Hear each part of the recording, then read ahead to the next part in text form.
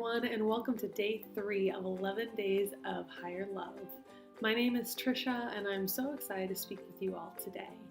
Currently, I am in Chiang Mai, Thailand, and traveling the world as a digital nomad, experiencing different cultures, exploring my interests, and collecting stories along the way, all of which I am very eager to share soon online. But for today, it's all about that higher love. I have known and worked with Lelia for about a year now, and I am so thankful to have her in my life. She is empowering, inspiring, and she's got a beautiful soul. So I want to extend a big thank you to her for allowing me to be a part of this program, and to all of you for joining me here today. In this video, I want to talk about boundaries, share my experience improving my boundaries, and offer a few exercises that I sincerely hope will help you improve yours. So I want to be very clear. What do I mean by boundaries? Boundaries are limits. Personal boundaries are limits that we establish with other people, physically, mentally, emotionally, spiritually, energetically. When I think about boundaries, I think about toddlers. There's a certain age when a child starts to realize that they are their own person, and they don't have to listen to what you have to say, and they don't have to do as you ask of them. These are all choices.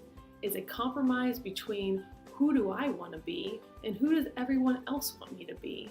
Or perhaps more likely, what do I perceive everyone else wants me to be? So what does a 2-year-old do? They rebel. They are notorious for pushing their boundaries and pushing everyone else's. Unlike a 2-year-old, it can be harder to recognize when other people are crossing our boundaries. It usually doesn't come with pleas of what they want and a tantrum of no's when they don't get it. And just like kids, other people don't push our boundaries with malintent, hopefully. And sometimes they don't even recognize that they're pushing our boundaries. Maybe we just haven't done a good enough job of setting them. This is an area of my life that I've worked a lot on over the past year or so, and something I continue to practice every single day. It's a balance. What do I want, and what do other people want, and how do those two worlds interact? Just like any new skill, it requires practice. It requires that you take the time to reflect, journal, have those honest conversations, and practice some more.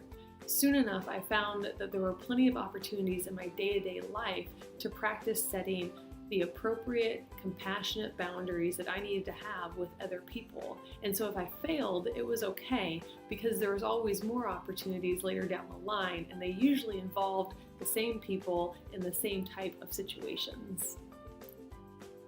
For me, boundary work is not about blame or judgment, who's right and who's wrong. It's simply what is working for me in my life and what's not. How do I communicate these things and take action? It's about recognizing and becoming more aware about what is energizing me and what drains me. It's about improvement and making those small shifts, because whether I like it or not, a lot of these things are my choice. So I ask myself, can I make another choice? Can I make a small shift in a different direction? Can I maybe change my perspective of the situation so it doesn't feel so draining? Or is there a boundary that I need to make? And I just want to take a moment to say that I absolutely recognize and appreciate that this work isn't easy. I'm still doing the work myself, and I think it's safe to say that we all are. What do I really want? Being very honest about that and making the changes to get there. Change is inherently not an easy thing. It's not supposed to be, and it can be really hard. It requires you to be uncomfortable. I think of it this way. It's a new year. How many people have made the resolution to get into shape and go to the gym? Maybe yourself included. Get ready for a whole lot of uncomfortable. It's uncomfortable to go to the gym. It can be uncomfortable to work out in front of other people, to lift heavy weights, sweat, run on the treadmill until you can't breathe. Uncomfortable. And then what is your reward the next day? Actually, probably 2 days later. You get sore. You have sore muscles, your body aches. It's all uncomfortable. And on top of that, changing your diet, eating different foods that maybe you don't like, eating less, eating more, it's uncomfortable. And it takes a long time and a lot of consistency to see the results that you want. And what do a lot of people end up doing? They stop going. They're like, this is super uncomfortable. If I just didn't change and I stay the way that I've always been, I wouldn't feel so uncomfortable. From someone who's been through a lot of changes in the past year in pretty much every aspect of my life, not recommended by the way, I can tell you that it gets easier and it's worth it. Just like starting a new gym routine, there's the initial period of feeling uncomfortable before you see any change. Then we get stronger, we feel better, and we start seeing results. We have little wins that remind us what it's all for, and maybe it gets a little bit easier to feel uncomfortable.